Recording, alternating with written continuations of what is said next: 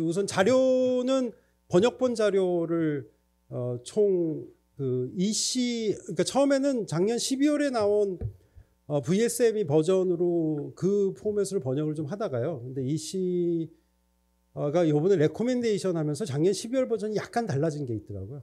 그래서 이 번역의 양식은 EC 문서 어넥스 1과 어넥스 2가 나눠져 있는데 뒤에 먼저 말씀드리면 그 어넥스 1과 어넥스 2가 나눠져 있고 그리고 그 앞에 뭐 프리앰블 사실 공고안이라 적당한 용어는 아니지만 그 앞에 이게 이제 왜 만들어졌고 그 배경 설명이 항상 있지 않습니까? 그 내용이 좀 들어가 있는데 어넥스 1과 어넥스 2의 페이지네이션을 그대로 썼습니다. 그래서 영문이랑 혹시 비교해서 보시기 좋게끔 특정 어넥스 1의 30페이지는 저희 페이지의 30페이지입니다. 그래서 그렇게 좀 비교해서 보시면 좀 좋을 것 같고요. 그리고 어넥스 2는 그래서 지금 저희 번역본 표지만을 새롭게 해서 이렇게 이제 드렸고 그리고 전체적인 이 번역본은 말씀드렸지만 중간에 이제 노란색 색지가 있고 그 뒤가 어넥스 2고요. 그 앞이 어넥스 1입니다. 그래서 원문하고 참고를 뭐 필요하면 하시면서 보시면 좋을 것 같고 그 다음에 이제 이거는 그 옴니버스가 오면서 VSME의 역할이 엄청 커졌지 않습니까? 그러니까 1000명 이상 사업장이 CSRD 대상이 되면서 그 아덜스를 커버하는 거의 모든 것이 이제 물론 LSME도 아직은 논의가 완전히 끝나진 않았습니다. 그 리스티드 SME를 위한 기준. 그런데 이제 사실은 그 옴니버스 1 그 80번 다큐 때문에 모든 게 수년되고 범위가 좀 1000명으로 가면서 리스티드 SME가 사실 소용이 없게 됐죠. 거의. 리스티드 SME 기준이라는 게. 그래서 여하튼 여러 가지 의미에서 VSME는 지금 내년 초에 위임 입법화될 것으로 예상이 좀 되고 있는데요. 여러 가지 갖는 함의는 되게 크다고 볼 수 있습니다. 그래서 이제 그렇게 번역본이고 그다음에 이제 제가 강의 자료는 기존에 이제 ESRS 강독도 제가 이제 전 회사에서 했었는데 그때도 그러니까 여기 구성이 이제 가이던스인데 그 가이던스에 있는 여러 가지 것들이 사실은 그 어넥스 1인 기준 문서의 특정 항목하고 연계되어 있을 거 아닙니까? 그래서 EC 문서는 어넥스 1, 2로 가이던스가 빠져나왔는데 저희 강의 자료는 해당 어넥스 1의 리퀘어먼트나 뭐 이런 요구사 그 기준에 연계되어 있는 가이던스까지 같이 좀 붙여놨습니다. 그래서 오히려 이제 보시기가 더 편할 수는 있을 것 같습니다. 강의 자료를 보시면 이렇게 해서 번역이 좀 됐다라고 먼저 말씀을 좀 드리고요. 그래서 우선은 아마 나중에 이제 한번 찬찬히 살펴보시면 좋을 것 같고요. 그리고 혹시나 이제 이런 작업을 많이 해보신 분들도 아시지만 뭐 특정 용어가 좀 잘못 번역이 되거나 그런 것들도 있을 수 있습니다. 그래서 그러면은 좀 알려주시면은 좋을 것 같고요. 뭐 최선을 다하긴 했지만 그런 실수는 좀 항상 있을 수 있으니까요. 그래서 우선은 EC 레코멘데이션 내용이죠. 어떻게 보면 어넥스 1, 2, VSME가 어넥스 1, 2로 되어 있는 것들의 문서를 거의 다 실어놨습니다. 그래서 제가 일일이 좀 말씀을 드리는 것이 이제 우선 불가능하고요. 그래서 중요한 부분들만 포인트 위주로 좀 설명을 좀 드리고 그다음에 시간 나실 때 한번 좀 살펴보시면 좋을 것 같습니다. 자, 우선은 EC 공고안이 나올 때 제일 처음에 이 어떤 프리앰블 성격의 이게 갖는 이 공고안이 갖는 의미나 이런 것들이 설명이 돼 있고요. 이 내용은 EU 2022-2464 이거는 사실은 이제 CSRD죠. 다들 아시는 CSRD인데 그거와 연계되어 있는 VSME의 이제 의미를 좀 우선은 얘기를 좀 하고 있습니다. 그리고 이제 5번에 가시면 사실은 지속가능성 보고와 관련해서 그다음에 그 뒤에 그 5번 항목의 제일 마지막에 보면 기업 지속 가능성 실사 지침에 의해서도 가치 사슬의 많은 중소기업들한테 여러 가지 지속 가능성 정보를 요구를 하는데 그 요구에 대한 어떤 부담, 뭐 트리클 다운 효과나 이런 것들을 우선 먼저 얘기를 하면서 6번에 이제 가치 사슬 상한 얘기가 나오고 있습니다. 가치 사슬 상한은 뭐 여러 차례 좀 반복이 되고 있는데요. 우선 옴니버스에서 사실은 지속 가능성 보고를 할 때 대기업이 보고로 인한 필요한 정보를 VSME 기준 이상으로는 요구하지 못하도록 하는 것이 그냥 명시적으로 옴니버스 패키지에 지금 들어가 있는 것들을 다시 한번 얘기를 하고 있습니다. 그 다음에 나머지 것들도 한번 살펴보시면 될 것 같고요. 그 다음에 마지막은 좀 그러니까 양쪽의 수용성, 그러니까 리포터 입장과 이 사용자 입장. 사용자는 사실은 뒤에도 설명드리겠지만 특히 종합 모듈의 사용자는 금융권 전체를 추가적으로 제시를 좀 하고 있는 상황이어서 어떤 중소기업의 정보를 활용해서 의사결정을 하는 모든 기관들에 대한 수용성, 이 보고 기준에 대한 수용성, 그 다음에 준비하는 리포터 입장의 수용성. 그래서 관련된 리서치나 서베이를 보면 금융기관의 한 70%인가 80%가 이런 기준, 지금 이 나온 기준 VSME에 활용을 하겠다라고 약속을 좀 많이 한 것도 있고요. 그리고 유용하다 뭐 이런 서베이 결과도 계속 연이어서 나오고 있는 상황입니다. 그 다음에 여기는 이제 구성 VSME의 이제 히스토리가 간단히 좀 나와 있고요. 언제부터 그리고 뭐 구체적으로 작업은 꽤 오래전부터 했고 2024년 12월에 VSME가 위원회에 좀 제출이 된 상황이었죠. 그 다음에 11번에 크게 이제 모듈이 기본 모듈, 종합 모듈, 그 컴프리hensive 모듈을 그냥 종합 모듈이라고 했습니다. 어디에선 뭐 통합이 아니냐 뭐 이런 얘기도 하는데 근데 여하튼 종합 모듈이라고 번역을 해서 전 번역서에 그렇게 동일하게 했고요.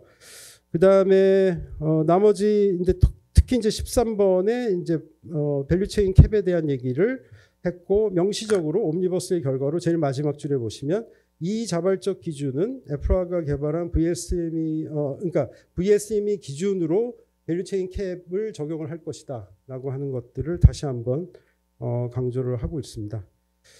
예, 14번은 여하튼 VSME의 활용도가 1000명 이상의 인원 이상이 CSRD의 기본적인 조건이 되면서 사실은 그 아덜스 의무가 없는 기업들에 전반적으로 적용이 될 수 있는 것으로 이제 VSME를 좀 활용을 할 예정이고 그거는 이제 옴니버스가 파이널라이즈가 되고 그러면서 이제 VSM의 법적 위상이나 이런 것들이 정확하게 정의가 될 거다 이런 얘기들을 좀 하고 있습니다.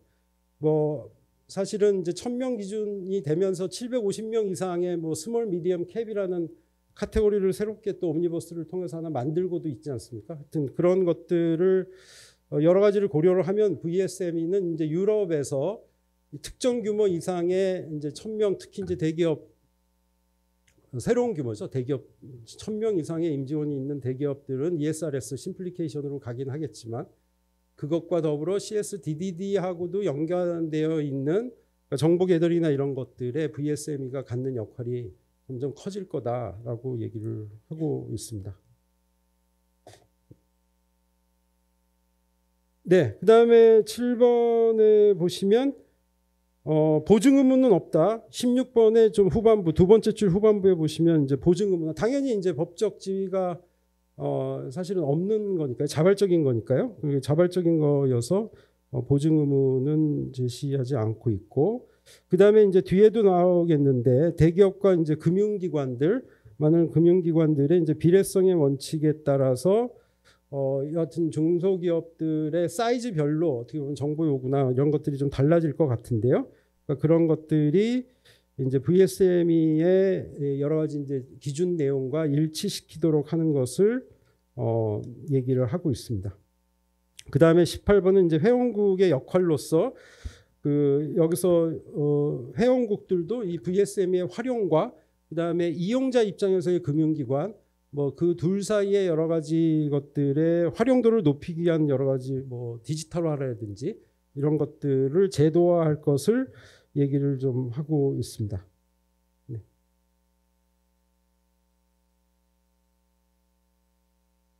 네. 예, 여기까지 살펴보면 될 것 같고요. 그다음에 이제 그다음에 나와 있는 게 이해관계자별로 공고 사항이 있는데 중소기업 금융기관 회원국들이 이제 이 VSME를 어떻게 활용할 것이 좋은가를 얘기를 하고 있습니다. 우선 중소기업은 말 그대로 이제 자발적 기준에 따라 필요에 의해서 이거를 좀 활용하도록 하는 것을 얘기를 하고 있고, 그러면서 이제 부속서 2조 그 가이던스, 그러니까 이 해당 보고를 할 때 구체적인 지침 이런 것들을 활용을 좀 하도록 요구를 하고 있고요. 특히 이제 금융기관 신용경은 간단히 말씀드렸지만 지속가능성 보고 그러니까 이 VSME 그러니까 중소기업의 어떤 지속가능성 보고를 위해, 이게 이제 단서가 좀 중요한데요. 지속가능성 정보가 이제 어떤 중소기업으로부터 정보가 필요할 경우에는 요것을 캡으로 사용한다라고 하는 것을 그것을 공고한다라는 것을 얘기를 좀 하고 있고요. 그다음에 이제 5번 역시 마찬가지 의미를 좀 담고 있습니다. 그다음에 이제 회원국의 얘기도 말씀을 좀 간단히 드렸다시피 공고를 하고 있습니다. 이 VSM의 활용을 전반적으로 좀 독려하는 것을 공고를 하고 있습니다. 자, 우선은 Q&A에서 제일 중요한 건 1번인 것 같고요. 이건 뭐 말씀드렸습니다. VSM이 공고안하고 음료수 방역 패키지, 간소화 패키지하고 이 향후의 이 자발적 기준은 어떤 관계인가? 그러니까 가치사슬 상한선을 이걸 기준으로 한다라는 것을 명시적으로 얘기를 하고 있습니다. 그다음에 두 번째도 지금 뭐 VSM이 역시 이 공고안이고요. EC의 공고안이고 이게 파이널라이즈 위임 입법되는 과정 하에서 사실 약간 변화는 분명히 있을 수 있지 않습니까? 그리고 요번에 ESRS 심플리케이션하고 거의 동시에 이게 지금 EC 공고안이 나와 있어서 일정 부분이 그 두 개도 벌써 컴플릭이 나는 것들도 좀 있거든요. 그래서 그렇지만 그거는 이제 변경 가능하다라는 것을 디스클레이머처럼 얘기를 좀 하고 있고요. 그다음에 위임 입법화 된다. 그래서 이것이 여하튼 저희가 향후에 많은 이제 빅바이어 유럽 기업들이 이제 정보 요구가 왔을 때, 물론 지속가능성 보고서 측면이 좀 많겠죠.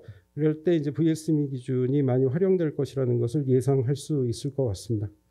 그다음에 5번에 보시면 이제 저희 뒷순서에서 말씀을 간단히 드리겠는데, 이번에 에프라그가 이제 EC가 공고안을 내면서 에프라그에 이제 디지털 템플릿을 그러니까 같이 냈습니다. 그래서 모든 정보가 그 키인만 하면은 걔들 정보 보고서를 낼 수 있도록, 그러니까 그런 정보를 포함해서 VSM이 생태계라는 용어를 이제 그런 걸 구축한다, 그런 얘기를 좀 하고 있습니다. 네, 힘드시죠 벌써?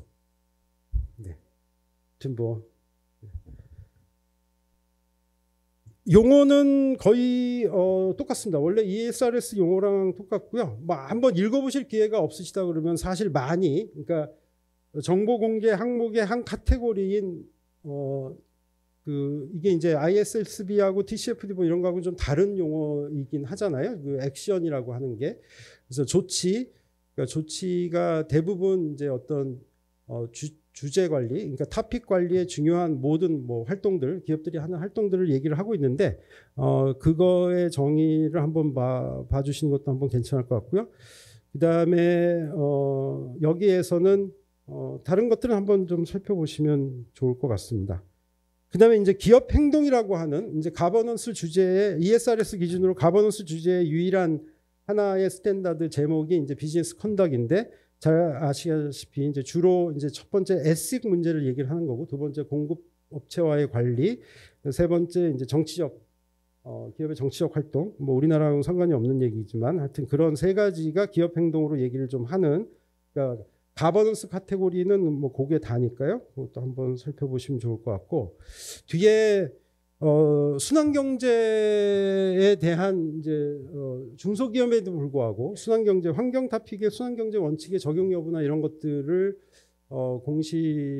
공고를 좀 하고 있거든요. 그래서 오른쪽 기후변화도 마찬가지고 하여튼 그런 데피니션도 한번 살펴보시면 좋을 것 같습니다.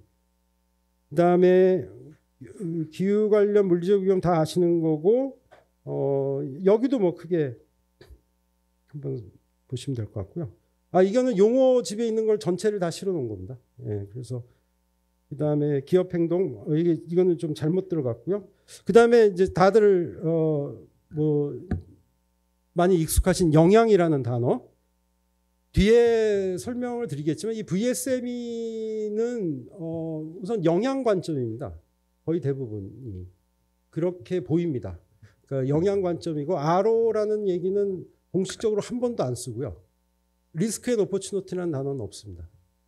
리스크 앤 오퍼추니티라는 단어는 없는데 여하튼 임팩트 관점으로 그 많은 데이터의 리퀘어먼트를 그렇게 만든 것 같고요. 그래서 영양이라는 단어가 상당히 중요하고 다들 아시겠지만 다시 한번 살펴보시면 좋을 것 같고요. 그 다음에 생물 다양성에서도 이게 이제 좌표 공시를 해야 되는데 뭐 사업장의 위치나 이런 것을 좌표 공시를 좀 해야 되는데 하여튼 그런 거하고 연계해서 모든 환경 데이터에 기반이 되는 정보를 좌표 공시를 하게끔 되어 있지 않습니까? 근데 여튼 특히 이제 생물 다양성 관련해서 리퀘어먼트들이 좀 제법 있는데 거기에 이제 인근 지역, 그다음에 민감 지역, 인근이라는 이런 단어들이 소개가 좀 되고 있어서요.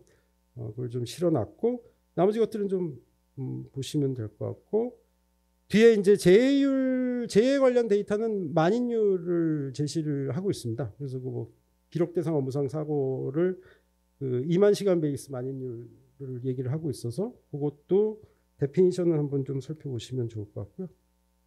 그다음에 가치사슬, 가치사준 노동자 뭐 다들 아시는 거일 것 같습니다. 네. 그다음에 제가 이제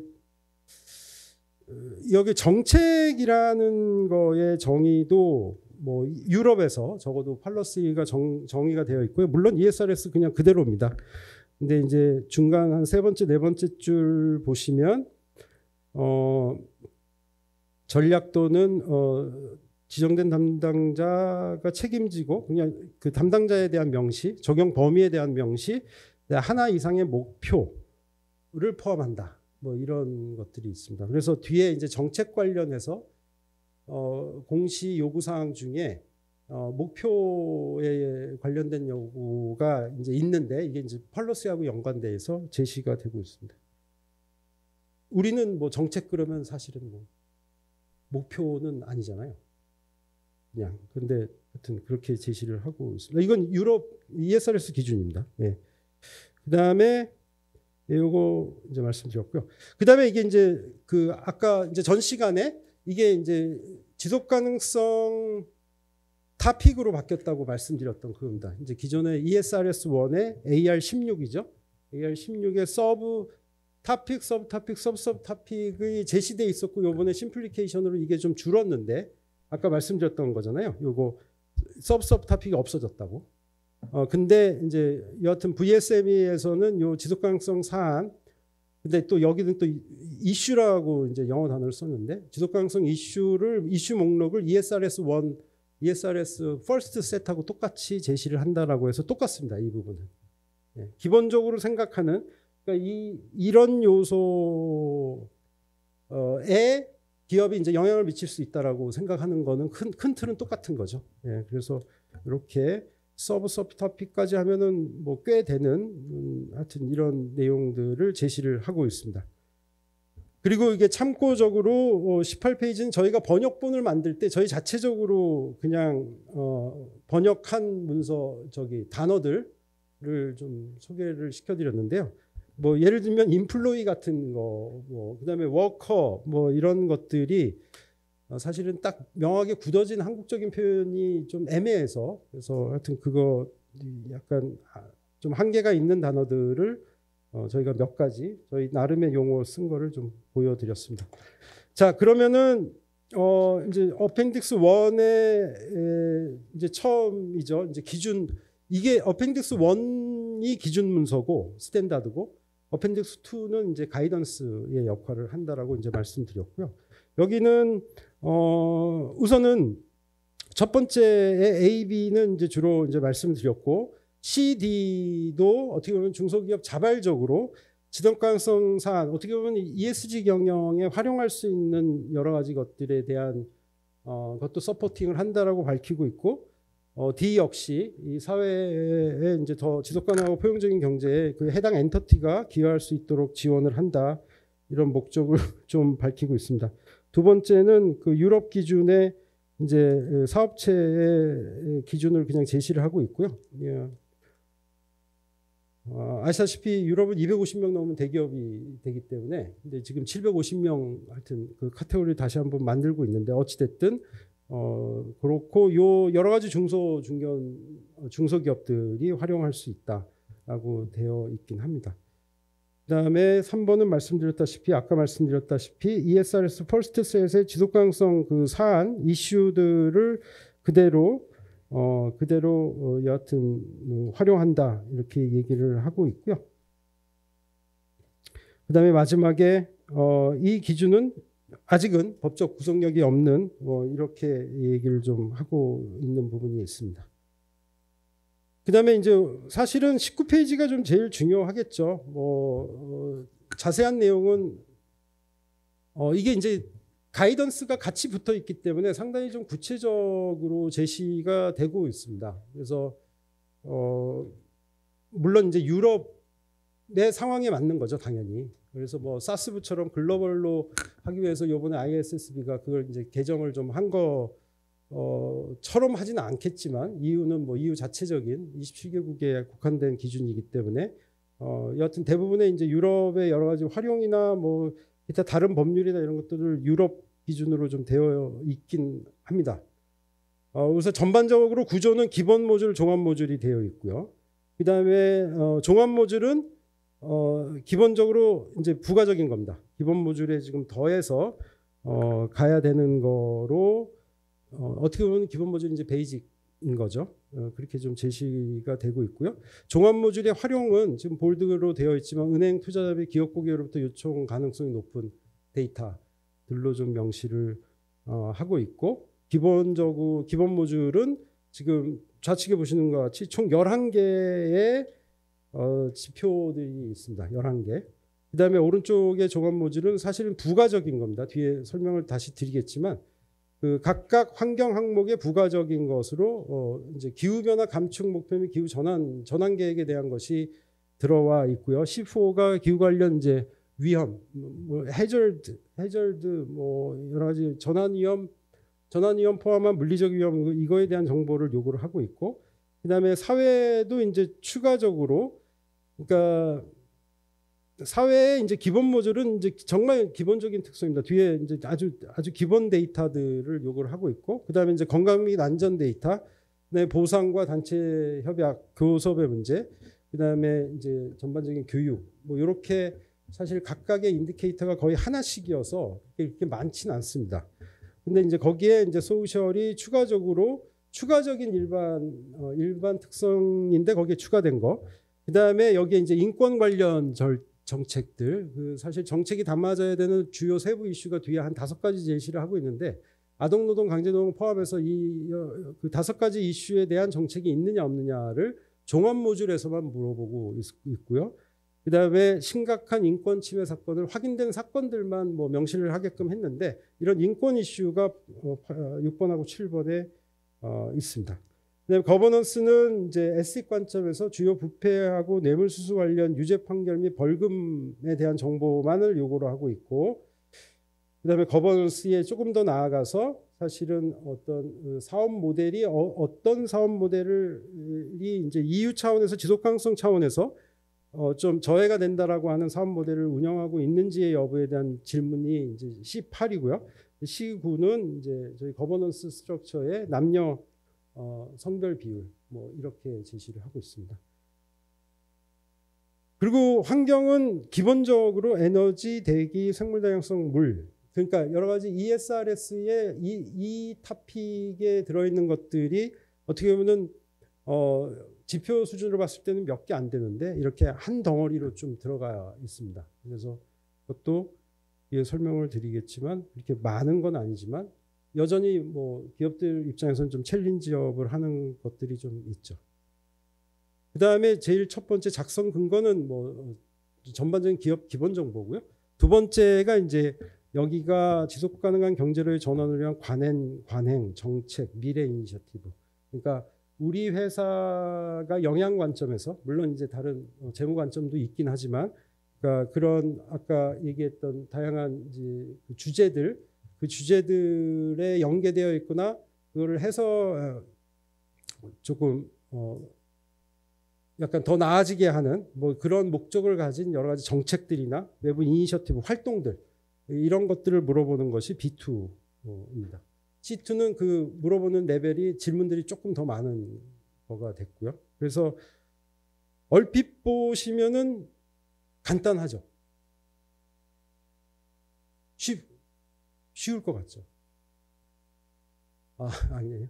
저는 되게 뭐 아까 뭐 800개, 500개 얘기하다가 근데 이제 떨어지면은 하여튼 다 따지면 한 30개, 40개 뭐 이 정도 될 건데 여하튼 지금 설명을 먼저 드리면 이제 기본적인 환경 데이터들에 대한 비중과 정보의 양이나 사이즈가 작은 경우에도 불구하고 그걸 상당히 중요하게 생각하고 있다는 걸 좀 엿볼 수 있고요. 이유는.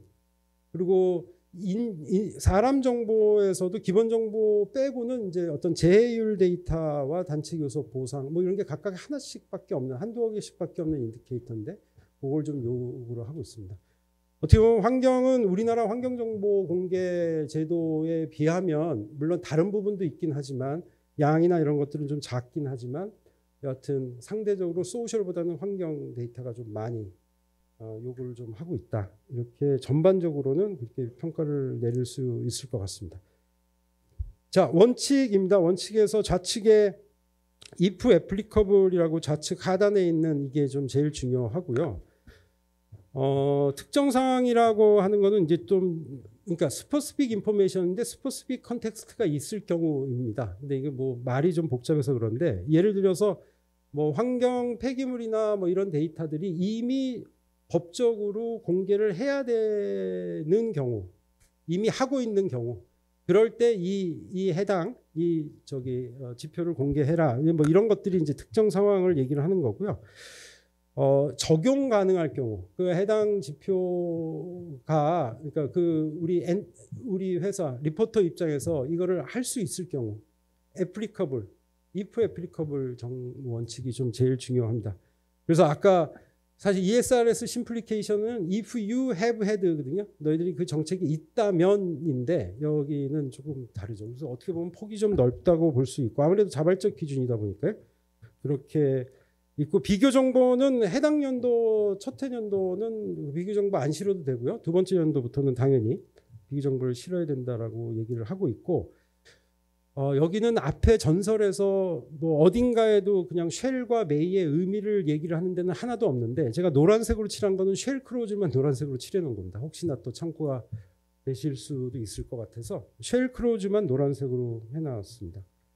그 다음에 오른쪽에 지속 가능성 보고서의 제출 시기 및 장소 뭐 이런 것도 한번 보시면 될 것 같고 별도 보고서를 내도 되고 그 다음에 기존에 이제 사업 보고서를 낸다고 하면은 거기에 인베드 시켜서 해도 되고 뭐 이렇게 좀 얘기를 하고 있고요. 근데 재무제표를 만들고 연결 기준을 만든다고 하면은 이 보고 자체도 보고 범위는 동일해야 된다. 이런 얘기를 제일 마지막에 하고 있습니다.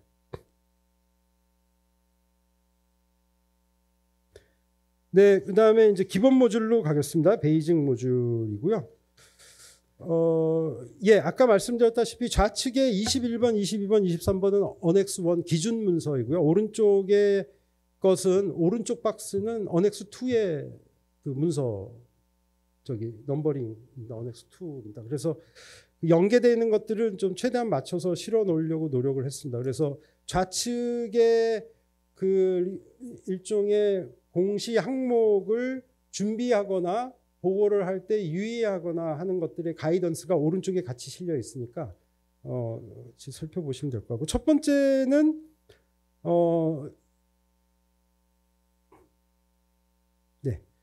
우선 기본 모듈로 들어오면 이게 앞서 설명을 잠깐 잊은 것 같은데 기본 모듈, 종합 모듈 어떤 거를 할지를 분명히 선택하게끔 되어 있죠. 그거는 뭐 당연하게 우리는 어떤 모듈을 쓴다라고 앞서서 선택을 먼저 해야 되고 기본 모듈로 들어가면 아까 말씀드렸던 11가지를 보고를 해야 된다라고 얘기를 하고 있습니다. 당연한 거고요. 그다음에 종합 모듈을 택할 수도 있고 그걸 택하게 되면 이제 그거를 함께 실으면 되는 거고요. 그다음에 이제 23번은 가이던스에 대한 내용입니다. 자, 공시해야 됩니다. 이제 여기에 이제 옵션 A를 할 건지 B를 할 건지, 그다음에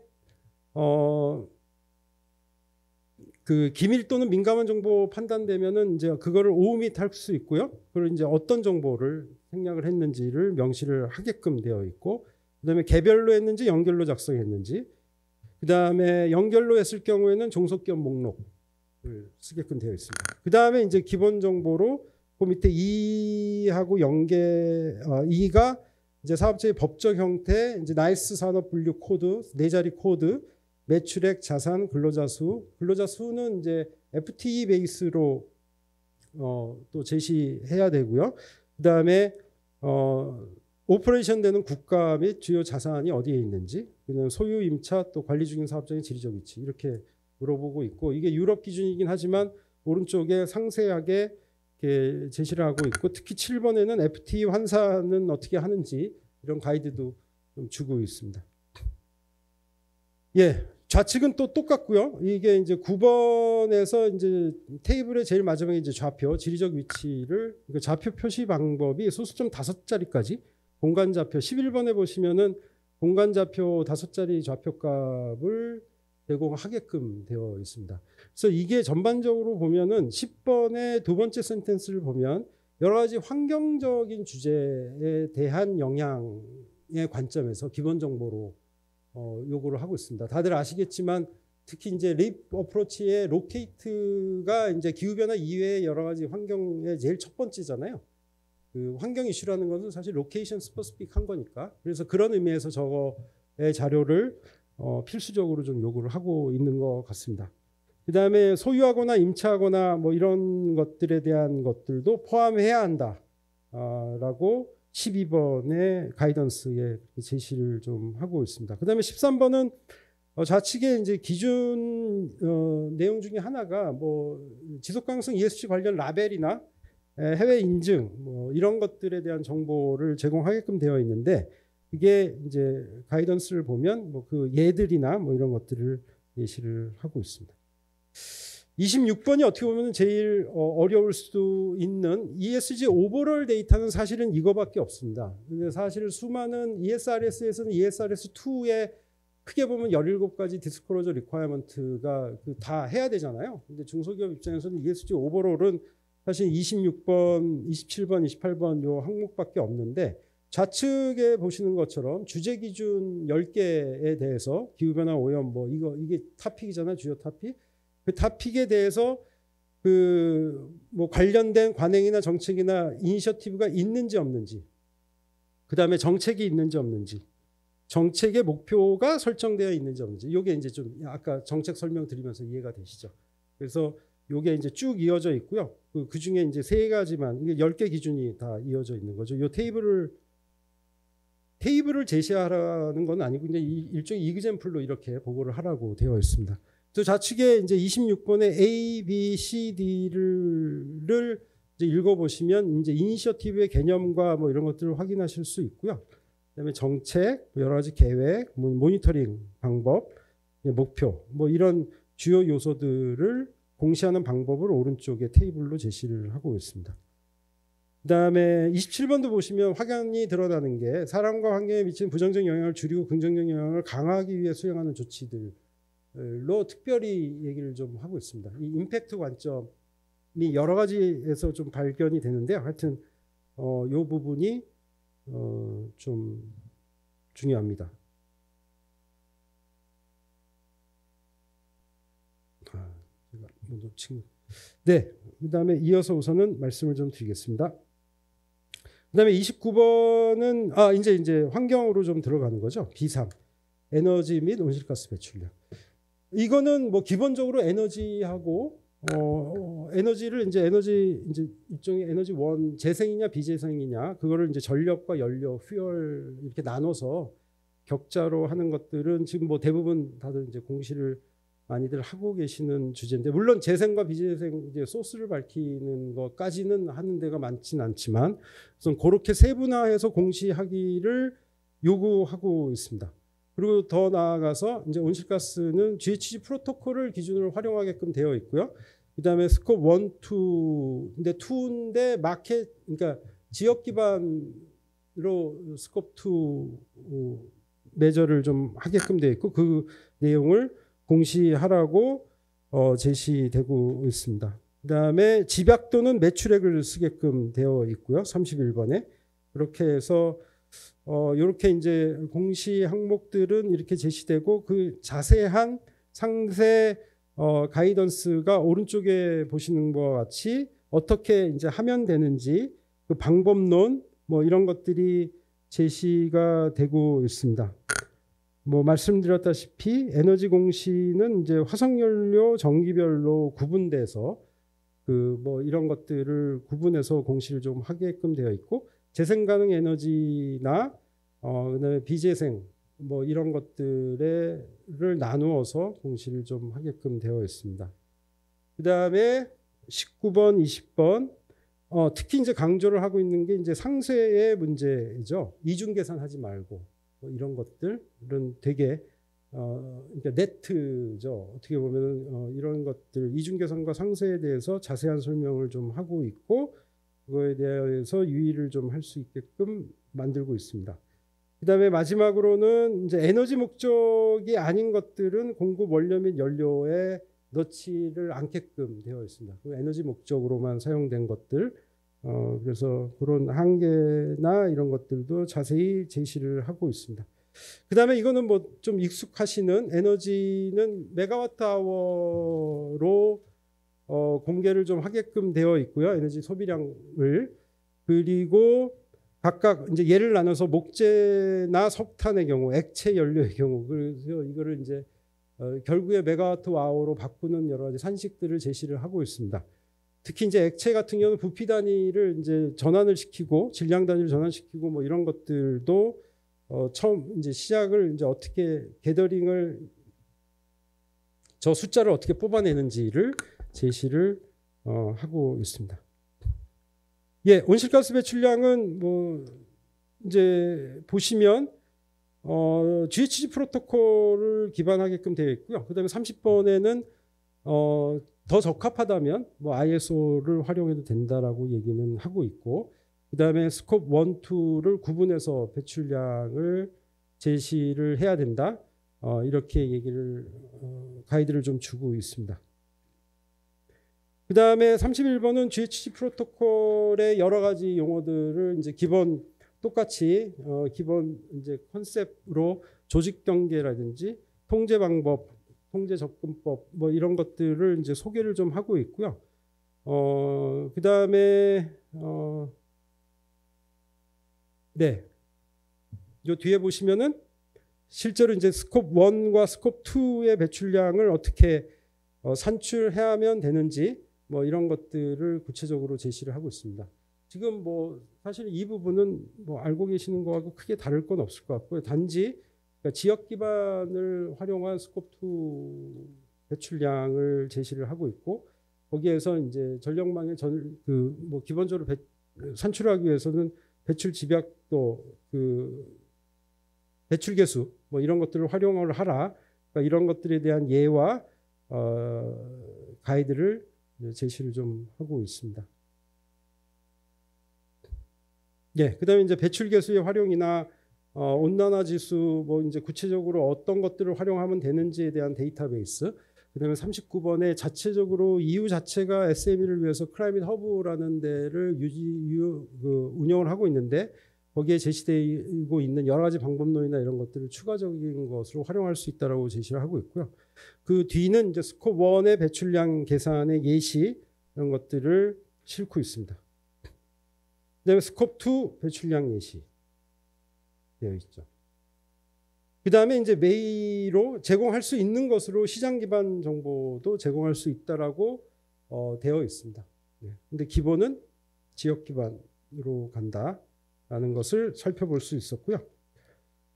그다음에 이제 대기 수질 토양 오염입니다. 여기도 이게 이제 폴루션이잖아요. ESRS로 따지면 E2인데 E2 중에서도 그러니까 대기 수질 토양에 각각 그 배출되는 것들에 대한 정보를 구체적으로 좀 제시를 하라고 하고 있고, 근데 이게 이제 특정 조건이 있습니다. 32번 아까 말씀드렸다시피 사업체가 이미 법률 또는 기타 국가 규정에 따라서 오염물질 배출량을 관할 당국에 보고하거나 환경관리 시스템에 따라 자발적으로 배출량을 보고하는 경우 이거를 보고해라 뭐 이렇게 되어 있어요. 그래서 이게 이제 특정 조건을 얘기를 하는 거고 보고해야 된다고 얘기를 하고 있고요. 그 다음에 46번은 말씀드렸던 그거고, 그 47번 같은 경우는 이제 활용할 수 있는, 그러니까 이게 지금 적용이 특히 이제 그런 특정 조건에 노출되어 있는 산업들은 어떤 게 있을 것이라고 47번에 그냥 대략 예를 좀 제시를 하고 있고, 그 다음에 그 51번에는 그 50번은 이제 보고 방법에 대해서 좀 얘기를 하고 있고요. 배출된 대기 수질 토양으로 배출된 양을 적절한 질량 단위로 표시해야 된다 이렇게 얘기를 하고 있습니다. 근데 51번은 특히 오염 물질을 유형별로 구분해서 보고를 좀 하려고 하고 있습니다. 제일 좌측에 오염 물질 배출량, 그다음에 이제 어디로 나갔는지, 대기인지 수계인지 뭐 이런 것들을 구분해서 보고를 하게끔 되어 있습니다.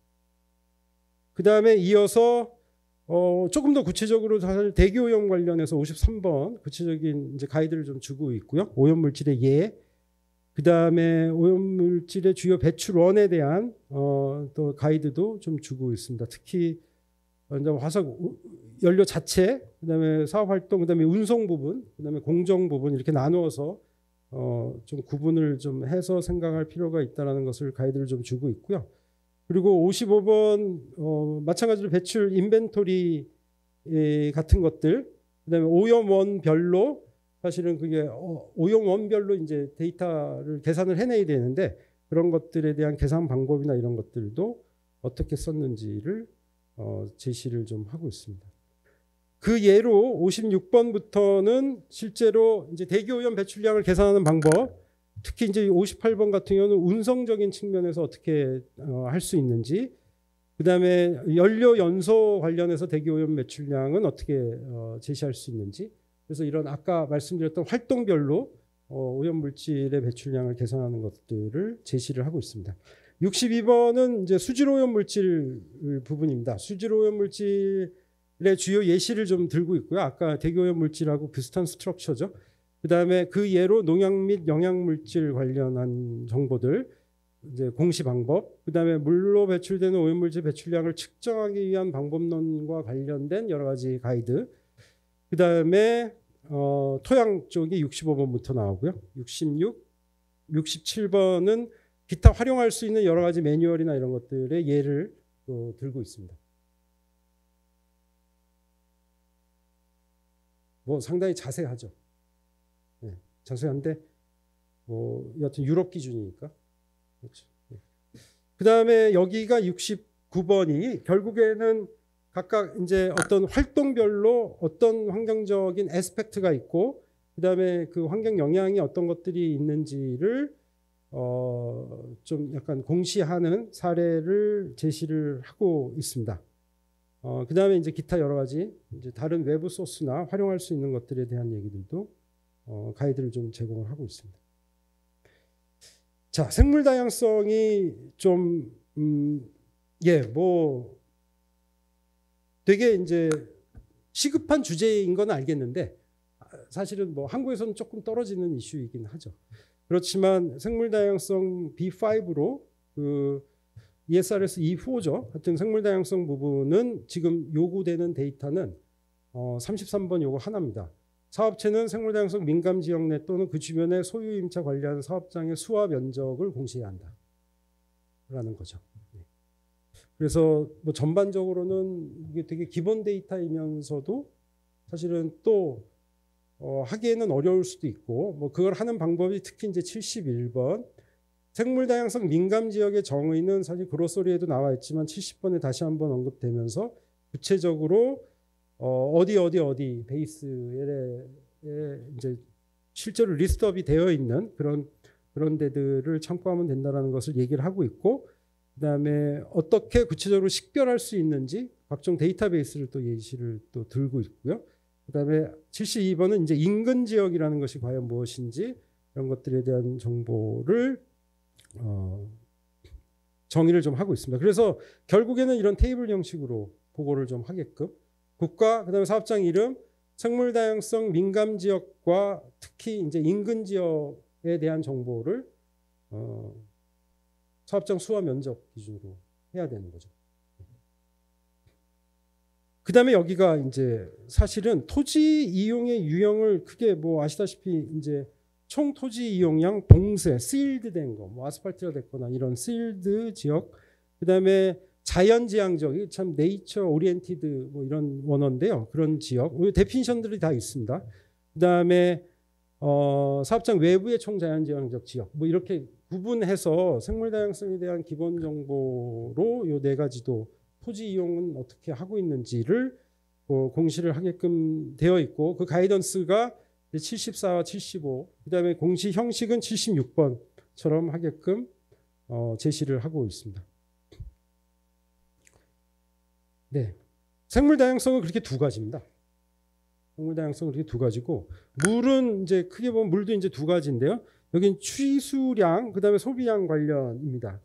취수하고 소비 두 가지이고, 그 가이던스는 좀 보시면 되고, 특히 35번 후반부에 보면 물 스트레스가 높은 지역에 위치한 사업장에서 취수한 물의 양을 별도로 공시를 하게끔 되어 있습니다. 그래서 그 상세 가이던스를 보시면 되고, 그 다음에 1인당 인당 물 취수량을 공시하게끔 했는데, 그 예시를 어떻게 산출하면 되는지 그런 것들을 79번 살펴보시면 될 것 같고요. 그 다음에 어떤 사업장 건물의 유형, 뭐 공유 건물이라든지 이럴 때는 어떻게 하면 되는지를 81번, 82번 뭐 이렇게 해서 구체적인 예시를 해주고 있습니다. 그 다음에 기본적으로 물 사용량을 이제 뭐 당연하죠. 취수량과 이제 배출량, 그걸 뺀 물 소비량, 뭐 사용량 이런 것들을 어떻게 산출하면 되는지를 구체적인 뭐 관련 가이던스나 기준 이런 것들을 제시하면서 지침을 주고 있습니다. 이게 이제 물 부분이었고요. 좀 더 구체적으로 아까 말씀드렸던 그 물 스트레스가 높은 지역에서 취수된 물의 양을 이제 별도로 보고하게끔 리ኳ이어먼트가 있는데, 그걸 하는 방법을 뭐 많이 사용을 하시겠지만 WRI의 그 아틀라스 활용을 어떻게 하면 되는지 이런 것들을 좀 제시를 하고 있습니다. 그래서 그 부분에 대한 내용이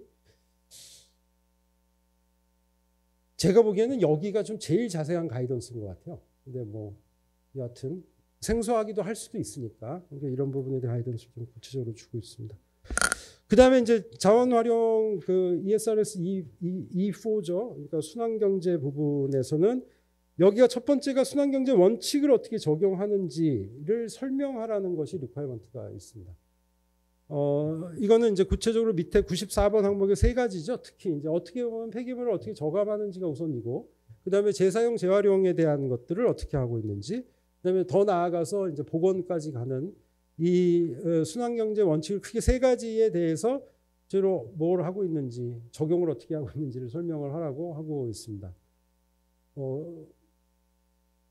갑자기 성격상으로는 뭔가 상당히 레벨이 엄청 높아진 리ኳ이어먼트인 것 같은데 쓰기도 어렵고, 그렇지만 하여튼 37번의 요소가 있고요.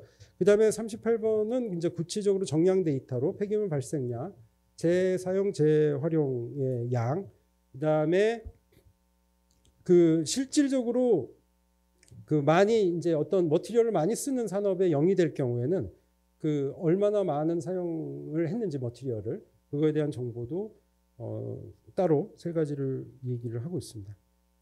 수행경제 원칙 부분은 간단히 말씀드렸고요. 그 다음에 뭐 유해 폐기물이 여기에 이제 물려져 있죠. 특히 이제 방사성 폐기물에 대해서 예를 좀 들고 있고, 유해 폐기물 목록은 크게 이제 의료 부분, 제조업 부분, 건설 부분 이렇게 나누어서 어떤 것들의 레퍼런스를 좀 사실 그룹, 그러니까 먼저 그게 맞는지 틀린지 유해 폐기물인지 여부를 좀 알아야 되니까 그게 인더스트리별로 운영하고 있는 지침을 제시를 하고 있습니다. 방사성 폐기물에 대한 정의도 하고 있고요. 그 다음에 이제 어떤 유해성의 여부는 이런 많은 픽토그램을 좀 많이 쓰지 않습니까? 그래서 그 관련된 이런 마크가 있는 경우에 이제 유해 폐기물이나 이런 것들을 우리가 구분을 해낼 수 있다는 의미로 이렇게 크게 이제 9가지의 픽토그램을 제시를 하고 있습니다. 예, 그다음에 총 폐기물 발생량, 재활용, 재사용으로 인한 폐기물 지침 뭐 이런 것들인데 여기에서 특히 이제 104번이 혹시 폐기물 재활용, 재사용으로 그런 목적을 가진 사업체에 우리의 이제 폐기물을 그렇게 이제 사실 전달을 했다고 하면 그 양을 그냥 그대로 쓰라고 되어 있습니다. 실제로 옮겨져서 재활용, 재사용이 됐는지 여부에 대해서는 또 그거를 고려하지 말고 그런 목적으로 전달된 양을 그냥 그대로 사용을 하라고 하게끔 되어 있고요. 유형별로 지금 테이블과 같이 보고를 하게끔 제시를 하고 있습니다. 네, 그다음에 이제 소셜 부분입니다. 소셜은 우선 고용계약의 유형, 이거 뭐 다들 하고 계시는 거고요. 뭐 중소기업들도 사실 어렵지 않은 정보고, 성별, 그다음에 고용계약을 체결한 국가를 리스트업을 하는 거, 그리고 이제 사람 수에 대해서는 FT 베이스로 근로자 수를 그냥 계산하기가 그러니까 근로자 수여도 되고 FTE화해서 다시 이제 계산을 할 경우가 있지 않습니까? 그러면 FT 베이스로 하라고 제시를 하고 있고, 뭐 113번 남성, 여성, 기타, 미기재도 있을 수 있고 기타도 있을 수 있잖아요. 네, 그래서 이렇게 좀 나눠져서 할 수 있고, 114의 경우는 기타일 경우 성별이네요. 성별 데이터는 이렇게 좀 근로계약 체결된 국가별로 근로자 수를 제시를 하게 되어 있습니다. 그 다음에 50명 이상의 사업장의 경우는 그 이직률을 공개하게끔 되어 있고요. 이직률 계산 방법 117, 118번은 이직률 관련입니다. 그 다음에 여기 이제 세이프티 안전보건 쪽인 거죠. 기록 대상 업무상 사고율을 2만 시간 베이스의 만인율을 공시하라고 하고 있고요. 그 다음에 업무상 부상 및 업무상 건강 악화로 인한 사망자 수도 보고를 하게끔 되어 있습니다. 그 밑에 122, 123번 이하는 지금 데이터 게더링에 대한 가이던스고요. 특히 이제 사망자 수에 대한 가이던스를 제시를 하고 있습니다. 그 다음에 여기가 이제 보상 단체 요소비나 교육 부분인데 크게 4가지입니다. 첫 번째는 최저임금과 동일하거나 그 이상의 임금을 지급받는지 여부 yes, no 하고, 그 다음에 그것이 단체 교섭을 통해서 결정된 것인지의 의미, 그런 것들을 좀 제시를 하고요. B는 임금 격차 비율을 얘기를 하고 있고, 남녀. C는 단체 교섭 적용이 되는 근로자 비율. D는 1인당 평균 교육시간. 이렇게만 4가지를 제시를 하고 있습니다. 그 뒤는 이제 하는 방법들이어서 살펴보시면 될 것 같고요. 저희가 뭐 늘상 하고 있는 거하고 뭐 비슷합니다. 예, 단체 교섭 범위에 대한 가이던스도 한번 살펴보시면 될 것 같고, 특히 이제 적용률을 이제 퍼센티지로 공시할 수도 있다. 뭐 이거는 뭐 그렇게 얘기를 하고 있고요. 그 다음에 이제 가버넌스죠. B11번에 부패 및 뇌물수수와 관련된 유죄 판결 및 벌금, 과태료 총액, 판결 건수, 그 다음에 이런 위반으로 인한 과태료 총액을 공시하게끔 되어 있고, 그게 구체적인 방법들, 유죄 판결에 대한 가이던스, 벌금에 대한 가이던스 이렇게 제시를 하면서 이 2가지 사항에 대한 가이드를 주고 있습니다. 그렇게 어렵지는 않을 것 같지 않으세요? 기본 모듈은? 그죠?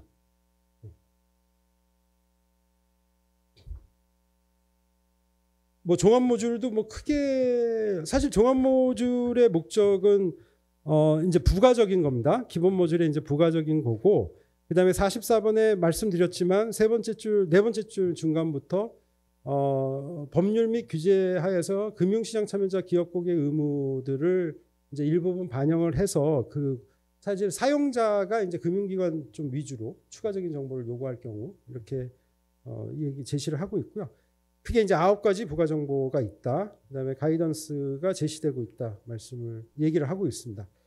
자, 여기 이제 아까 기억하시겠지만 B1하고 연계되어 있는 여기 이제 사업 모형 얘기가 이제 기업 정보, 기업의 비즈니스 모델이나 그 인터널 정보에 대한 것이 이게 이제 나오기 시작하는데, 사업 모델과 지속 가능성과의 연계성을 알 수 있는 정보들 4가지. 주요 제품 및 서비스, 그다음에 주요 시장 정보, 그다음에 공급망 정보, 그다음에 마지막에 그러니까 운영하고 있는 전략이 지속 가능성 사안과 관련되거나 영향을 미치는 주요 요소가 있는 경우 이에 대한 간단한 설명을 하라고 하고 있습니다.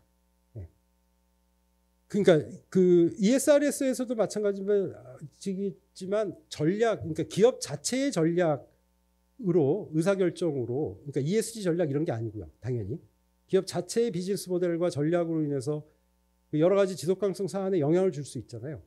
그거에 대한 인터랙션에 대한 정보 공시를 ESRS에서도 요구하고 여기서도 요구를 하는 거죠. 뭐 예를 들면 전략 그러면은 우리는 ESG 전략을 얘기하는 ESG 전략이 아니고 기업 전략하고 지속 가능성 사안과의 인터랙션, 어떤 영향이 왔다 갔다 하는지에 대한 설명을 요구를 하고 있습니다.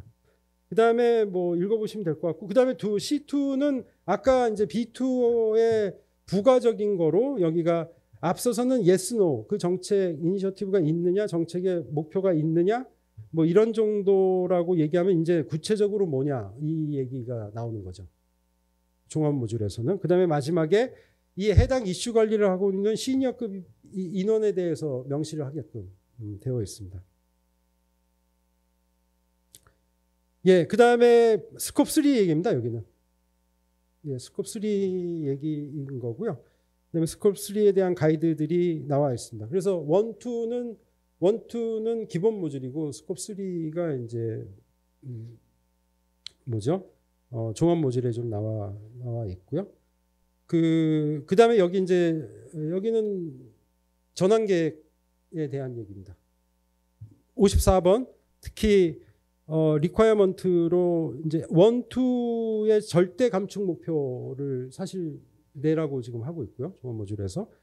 그다음에 이제 미티게이션 목표와 목표 달성을 위한 주요 실행 조치 54의 2에 보시면 그것도 같이 요구를 좀 하고 있습니다. 그다음에 55번에는 이제 구체적인 전환 계획, 미티게이션을 위한 전환 계획이 수립됐을 경우 정보를 제공할 수 있다. 뭐 이렇게 얘기는 하고 있고요. 그다음에 55번도 사실 사업체가 기후에 미치는 영향이 큰 사업 부문에 영위를 했을 경우에 아직 전환 계획이 없다고 하면은 언제까지 할 계획인지를 좀 쓰게끔 되어 있고요. 그다음에 이거 계산 방식에 역시 154번에 보면 재거나 회피된 거는 그 산식에서 빼게끔 되어 있잖아요. 이 이유 자체가. 그래서 하여튼 미티게이션 역량에 되게 초점이 맞춰져 있고, 그거에 대한 여러 가지 산출하는, 그다음에 공시하는 방법들이 자세히 나와 있습니다. 기준 연도, 목표 연도 뭐 이런 것들에 대한 설명도 되어 있고요. 그다음에 이어서 이제 59페이지 보시면은 실질적으로 미티게이션에 관련된 조치 159번에 어떤 것들이 있을 수 있는지, 그다음에 158번에는 목표를 설정할 때 SBTI의 이제 최근 여하튼 그 권장 내용 있지 않습니까? 마일스톤 그거를 차용을 하는 것이 좋겠다라고 권장을 좀 하고 있고요. 그다음에 전환 계획에 대한 부분, 그리고 고려해야 되는 상황, 이런 것들은 뭐 아마 다 익숙하신 주제이실 텐데 그 부분을 전환 계획 같은 경우는 1.5도씨로 제한하려고 하는 그 목표에 부합하도록 하는 것이기 때문에 그걸 고려를 해야 된다라고 얘기를 좀 하고 있고요. 네. 그다음에 이제 공정별로 좀 특별한 가이던스도 제시를 하고 있습니다. 57번은 이제 위험 부분입니다. 위험 부분은 물리적 위험과 전환 위험, 여기 잠깐 워딩이 좀 다른데요. 그러니까 물리적 해저드 앤드 클라이밋 릴레이티드 트랜지션 이벤트 뭐 이렇게 되어 있는데 뭐 전환 위험하고 물리적 위험인 거죠. 그러니까 그런 것들에 대한 정보 공시를 하게끔 되어 있고, 그 다음에 가치 사슬과 연계되어 있는 부분들에 대해서도 평가를, 그러니까 어떻게 그 내용을 파악을 했는지에 대한 공시 내용도 요구하고 있습니다. 그 다음에 기간 범위, 시간 범위에 대한 부분, 단기, 장기, 중기에 대한 부분에 대한 얘기, 그 다음에 어떻게 이제 적응 조치 뭐 이런 것들에 대한 내용들도 같이 요구를 하고 있어서 사실은 조금 되게 구체적이고 약간 챌린저블한 중소기업 입장에서는 그런 부분이 될 수 있을 것 같습니다. 자, 추가적인 인력 정보는 좀 간단합니다. 50명 이상 근로자일 경우에는 경영진, 이제 관리직 이상의 남녀 성비 비율을 추가적으로 얘기를 하고 있고요. 그다음에 60번에는 이게 이제 고용의 유형 중에 실제로 이게 전속으로 우리 회사를 위해서 무고용, 그러니까 셀프 인플로이드 되어 있는 분들의 넘버, 그다음에 사실 인력 조달 업체라고 볼 수 있는 그런 업종을 영위하고 있는 사업체로부터 우리가 또 고용한 인원들의 수를 별도로 이게 이제 난 인플로이드 뭐 이렇게 ESRS에서 썼던 용어들인데요. 하여튼 인플로이드의 이제 유형으로 이렇게 똑같이 쓰고 있는데 별도로 하여튼 기본 모듈 이상으로 이 정보를 요구를 하고 있습니다. 그 다음에 이제 C6에 아까 잠깐 말씀드렸던 이거 사고 예방까지인데요. 액시던트 프리벤션입니다. 원어는. 그래서 아동 강제 인신매매 차별 그런 약간 이제 안전보건 쪽까지 포함해서 그런 것들이 정책이나 행동 영역을 보유하고 있는지 여부, 그다음에 고충 처리를 보유하고 있는지 여부를 물어보고 있습니다. 그다음에 심각한 인권 사건의 정의는 174의 오른 밑에 보시면 확인된 사건이라고 하는 것이 사업체나 기관 뭐 여러 가지 채널들이 있지 않습니까? 공공의 이런 이제 법적 조치나 불만 제기 사항이 된 것들, 약간 그런 것들을 확인된 사건이라고 하는데, 그 아까 말씀드렸던 크게 그 차별까지의 이런 요와 연결된 사건이 있는지 여부를 별도로 추가 정보로 요구를 하고 있습니다. 그 다음에 C8은 사실은 이게 이제 EU 전체 지속 가능성 달성에 연계되어 있는 기본 데이터인데요.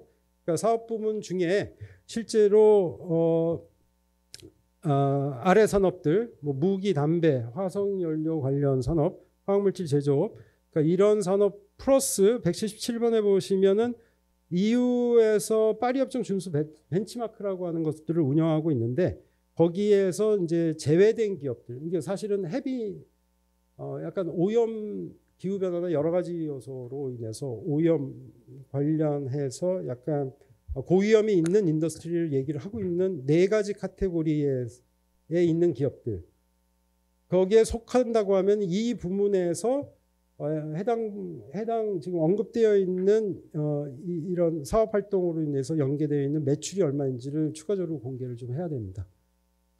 65번은 마지막으로 이사회 최고의사결정기구의 남녀 성비 비율을 공시해야 된다. 이렇게 거버넌스 측면이죠. 그래서 얘기를 하고 있습니다. 이상입니다.